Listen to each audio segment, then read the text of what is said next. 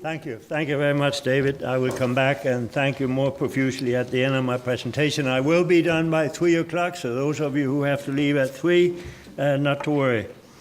Thank you very much for a set of very substantive papers and presentation. Thank you for very constructive discussions. And thank you for all the kind words that you expressed to Birgit and me. If Birgit and I have made any difference to anybody in the area we've been discussing the last 2 days, it's because we've been part of great teams with wonderful team members, many of whom are in this room today. So in no way do we take credit for whatever we have managed to contribute. So I thank all of you for coming, for staying, for the endurance that you've shown by staying here on a wonderful weekend afternoon with lots of snow and lots of things to do.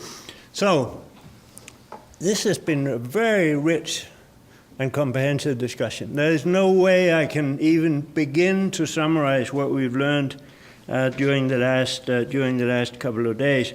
So what I'll do instead, David, I'm going to just hit on a few highlights from these discussions, and there may well be confirmation bias in what I have pulled out of this very rich set of presentations and discussions. You have to forgive me for that.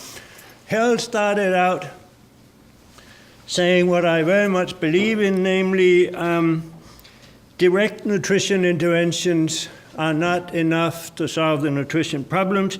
We need nutrition-sensitive programs and policies, and we need to understand the pathways. Anna agreed with that, and she added in her usual calm way, and by the way, it's not all about calories. There are other things to nutrition than calories. Schengen agreed. He said diet quality is really what counts. Andy, of course, agreed with that and added excessive emphasis on increasing productivity of food staples. That's a real problem. Phil totally disagreed. And at that point, Julian entered and said, by the way, he was wearing his red socks yesterday, but he is not today, so I'm not sure what that means exactly. But Julian said, look, don't distort the agricultural research priorities just because you want to deal with obesity. And just in case we didn't believe him, he actually showed numbers. He showed the cost of actually distorting the agricultural research priorities towards, you mentioned obesity, but I guess you really believe kind of nutritional goals. And I had a talk with Phil outside, and he said, look, give ag research more resources and we can maybe incorporate some nutrition concerns, but otherwise deal with your nutrition problems without distorting agricultural research priorities. Coming back to Hell's presentation on transfer programs, he said, look, the nutrition impact of transfer programs vary a lot among the various programs, which to me means that there are opportunities for improving the nutrition effects of transfer programs by looking at what worked and what didn't. At which point, Steve came in and said, I'm totally unimpressed by this. What I really like about cash transfer programs or conditional cash transfer programs is cash. Don't introduce conditions that are aimed at bribing households for doing something they wouldn't otherwise do. Now, I'm not promising you this is word by word, and since Steve isn't here, I can get by with all kinds of atrocities, but I think that's basically what he said. And again, it's somewhat related, I think, to what Julian was saying. Look, don't mess up our wonderful priorities here. We've been very successful in dealing with some clearly identified priorities. And here you come wanting to add some other things like in nutrition improvements, and there are some trade-offs in this business, so be very careful. Now, I said at the beginning that I might suffer from, or this presentation might suffer from confirmation bias. I happen not to agree with the comments that we shouldn't include nutrition objectives into that, but that's just my position. We talked about the triple burden of malnutrition. Becky made the point I thought was very important, that stunting and obesity occur at the same time. This is not a sequential situation where you say, well, 10 years ago we had stunting, now we have obesity. These things occur at the same time in the same households, and sometimes you have 2 of the 3 triple burdens of malnutrition occurring in the same person, for example, being obese but deficient in micronutrients and so on.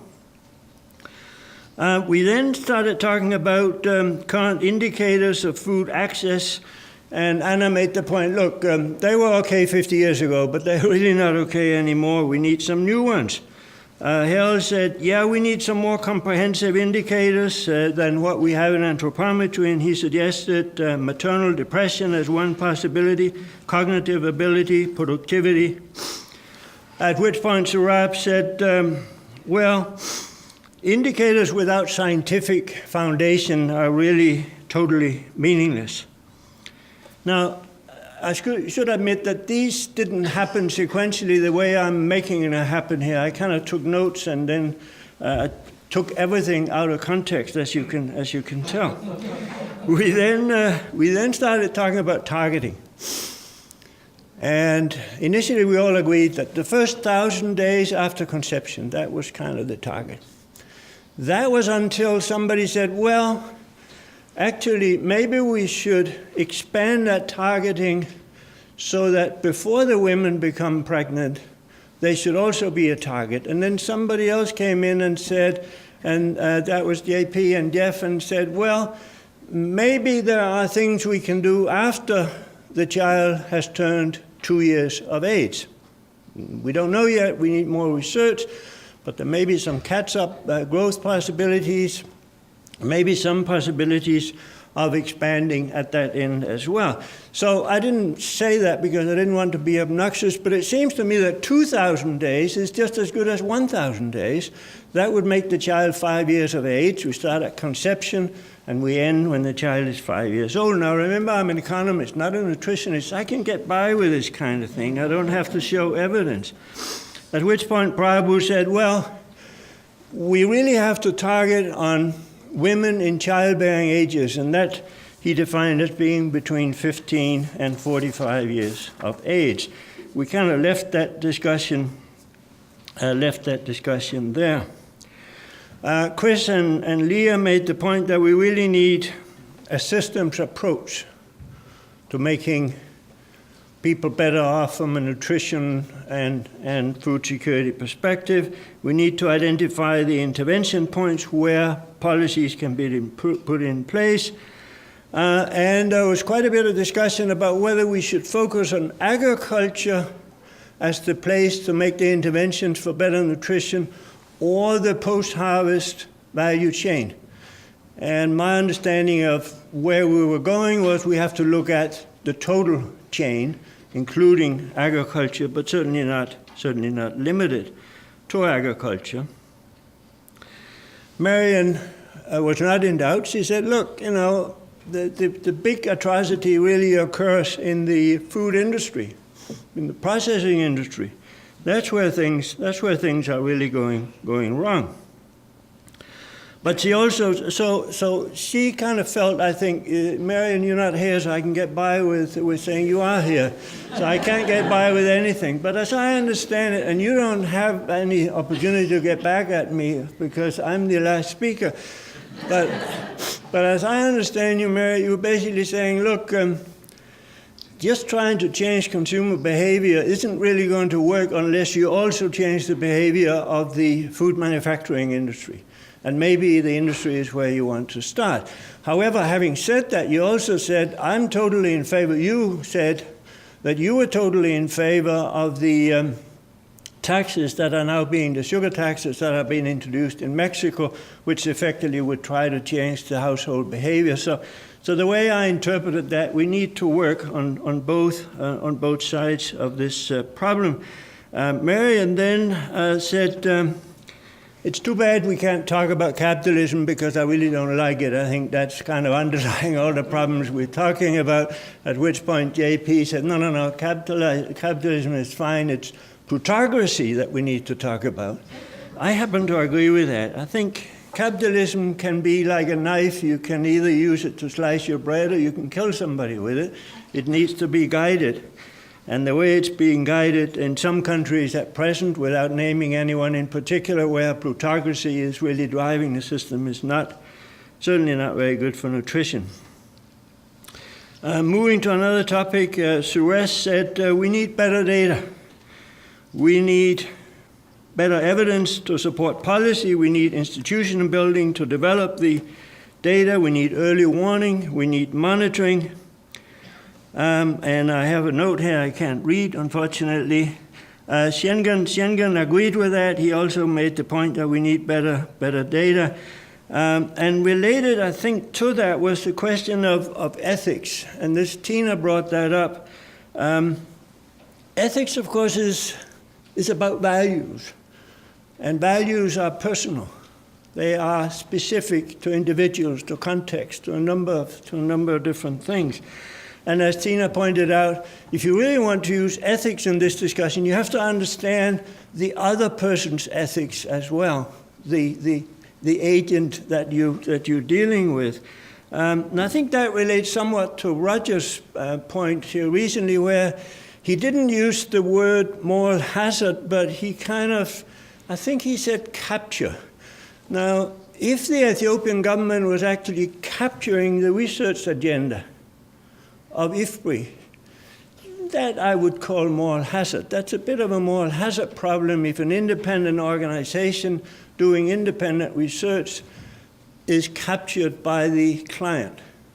Now, Roger didn't say that the results were captured. I think what he said was that the priority setting and so on might have been captured, but maybe I got that wrong. Maybe, in fact, the results were also somewhat biased. I should hope not. But in any case, that's all academic because we probably can't really solve these problems anyway. Barbara said, look, the downward trend in fertility rates among African women has come to an end. It's now stagnating. We're going to see a higher African population than what we expected just a few years ago. Barbara, I hope that was roughly what you were communicating. And Peter and others added urbanization as another reason why we are going to be really in a very difficult position meeting the future food needs. Andy then said, well, that's nothing compared to the problems that I see that come from climate change.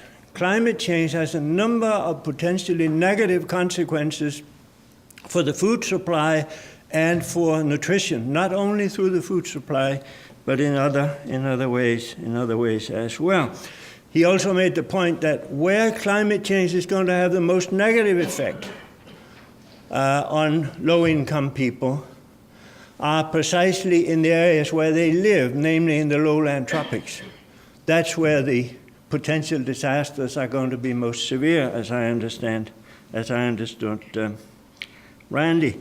Now, my question, of course, I've discussed this with Andy several times. My question is, to what extent can induced innovation, technological change brought about by the problems help us solve these problems? And to what extent can changes in farmer and consumer behavior help us resolve the problems that Andy is seeing in the future? But just as we were getting totally into depression, Schengen said, look, I have a whole set of countries here that have done extremely well. He mentioned China, he mentioned Vietnam, he mentioned Ghana, he mentioned Thailand.